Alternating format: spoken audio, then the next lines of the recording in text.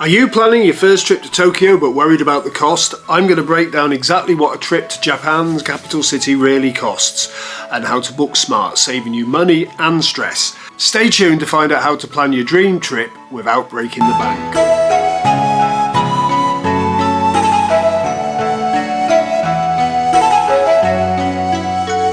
Well, last year we had the trip of a lifetime to Tokyo. And it was absolutely amazing. I'm sure if you check my other videos, you'll see there's a few that I've put up. They're not very good, but I am getting better. This was my eldest's book's dream for ages, and I was able to make it happen. We went for 12 nights, and it cost me 1,100 quid each, including flights and a half-decent hotel. Now, having spent a lot of time looking at it, I decided to book with British Airways in a fairly centrally located hotel. Now this video is packed with lots of tips on how we booked our last one, and at the end I'm going to tell you how you can probably do it cheaper. Right, before going, I'd watched an awful lot of videos for the likes of Abroad in Japan, Cakes with Faces, and many others. In fact, there's so many I can't remember. And if you watch enough of them, it has you convinced that Japan is like some other planet. And in reality it isn't. However, this was my dream trip with my kid that I wanted to make sure everything went smoothly, so I leaned towards and eventually booked with British Airways. This video is not about saying that is not the best way to go. I've only been once and it was the best way to go for me, and if you watch a lot of the influencers, they often use British Airways for flights or Japan Airline or, funny enough, anyone that goes direct because it seems easier. But it was really good to have decent flight times, a hotel that, let's face it, a major company like British Airways isn't going to put you in some hellhole, or I haven't heard of them doing it yet. Again, like with any other package you book, do your research, check the reviews on the hotel. We knew we were getting a business grade hotel, not a holiday hotel, but the price was right, the location was right. In fact, it was right next door to a train station, which they reckon is an essential. Now, although I'm a budget traveller, I do like to know where I'm sleeping when I get there, which is why we booked it as a package. There's a lot of people go there and they book hotels as they travel. And I suppose if you're staying in more than one city, that makes sense. But trust me, if it's your first time, there is more than enough to do in Tokyo for a week and a half, 2 weeks, and even more within an hour or so's travelling. Basically, I'm itching to get back out there again. I really do want to go again. It had that much of an effect on me. And there's not many places I've been to twice, so that gives you a rough idea. Now, there are challenges with booking a trip independently. And the main ones are, especially if it's somewhere you've never been before or know anyone that's been to before, I know very few people who've been, is actually working out what's right. So do your research, watch your YouTube, watch some of mine, and see what works for you. Now, the total breakdown for us was, if you go on the British Airways website in conjunction with Google Flights, I don't think there's any point in the year where you can get a return to Tokyo for less than 800 quid with one of the major players. So we went in June, and I've done my normal thing of going on Google Flights to work out my cheapest days, then entering those dates into British Airways. Here's a tip: British Airways have got a really cool scheduler on their flights only bit, where it tells you which flights are cheaper. You know, if you pick a rough date range, it gives you a couple of days either side. You can narrow it down and get down to a decent price. One tip is, sometimes it can be cheaper to fly out of Heathrow but come back to Gatwick. I think you need to be saving about 50 quid ahead to make it worth the extra travel, but you can sometimes save a lot more. So you've got your dates, you then go back to the home page and bang in your dates and go with its suggestions. Now, it's worth fluctuating when you apply for this, but you can normally lock in a decent deal.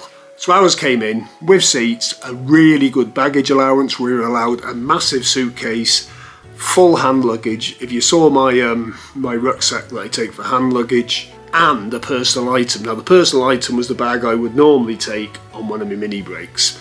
So essentially I can go for up to a week with this personal item. So plenty of luggage. Now, you don't always get that with the cheap flight only deals. And the only thing we paid a bit extra for was we paid to have the 2 seats together at the back of the 787, just because it's a long ways, a little bit of space to one side. It was just the 2 of us without having to interact with others, but you don't have to do that. That added about 200 quid. And we didn't bother doing transfers because the despite what all the influencers tell you, the public transport system is perfectly suitable to take suitcases on. So basically we had one suitcase and one personal item each, and it was more than enough for the 12 days. So to recap, Google flights, go to British Airways, or if it comes up with JAL or any of the other big ones, go to their website and see what they're offering. I've just had a look now, and I think the cheapest I could find if I was to go for next year, and let's face it, you want to be booking a trip like this at least 6 months in advance, unless you're rich, in which case you don't need to be worried about the budget options. At least 6 months in advance to give you time to get a bit of cash behind you when you go. Now, as I teased at the beginning, I think I can do it cheaper. Right, so here we go, we're into Google Flights, and obviously I've been looking earlier, so there was already dates there. What I always do is I go back to Google Flights, and it starts you off with an empty one. Now for this hack to work, I know that the Chinese airlines only put the cheap flights up within a 3-month window of when you're actually booking. So let's go and see what they're offering. So we've got going on the 7th of November, coming back on the 21st of November. They've got a round trip there for $459, which is dirt cheap, because BA very seldom get change out of 800 quid.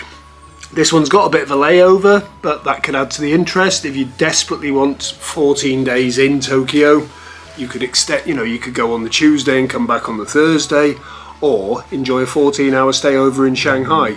You need to look into that because there's visa implications. This was only a quick search.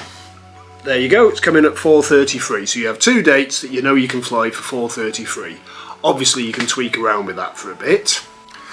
So you have your dates and you take it to Expedia. Now, again, I've been looking on this earlier, so I've had to start from scratch again, but I know the dates are the 7th of November to the 21st of November. Now the reason I use Expedia is you get that valuable ATOL certificate, which gives you some comeback. You've bought the whole lot through Expedia, so you've got to come back against a company. We're finding great hotels. Now bear in mind, when I'd gone through British Airways, they were putting me in a decent hotel in the city centre, so let's see what it comes up with. Right, so there's hotels there starting at $650. Now bear in mind, a lot of them are on the way out of Tokyo. I personally wouldn't stay near an airport because the airport public transport route into the city is usually more expensive, so you're going to pay that every time you go in. And to be fair to if we're doing this as a comparison, to be fair to British Airways, I'd found a place in Asakusa. So, Hotel My Stays Asakusa. I've walked past that one myself, so I know it's quite a nice hotel. It's in a really nice area, just round the corner from Senso-ji. Nice spot, tidy looking room, and that was coming in at $771. So funny enough, the flight options for Air China when you do it for Expedia rattled it down so you haven't got as long a layover. It's only about 2 hours longer than British Airways. But Air China hasn't got the best reviews, but they get you there. Now just for interest's sake, I'm using Expedia to compare if it went with a British Airways flight. That goes up to $14.26. Bear in mind I'd found with British Airways at $13, so in this particular case, if I insisted on direct, I would have gone with British Airways. However, at $771 or even less, that is 1,500 quid for 2 of you. You're talking 1,200 quid cheaper than the best price I could find with British Airways. Now this hack works if you wanted to go in June. Obviously you don't really fancy going in, well, I don't fancy going in November. You would just start applying for it around about March. So there's your options. You can go with British Airways and pay. I don't see you ever getting British Airways down to less than 1,100 quid each, and that takes a bit of work, but I think it's worth doing because British Airways really do look after you. It's not the sort of holiday you take every year. So there you have it. You can get to Japan from as low as $650 each, but you'd be going with China Air, but that is bloody cheap for Japan. Let's be honest. I've paid more than that I've paid more than that for a week in Spain before.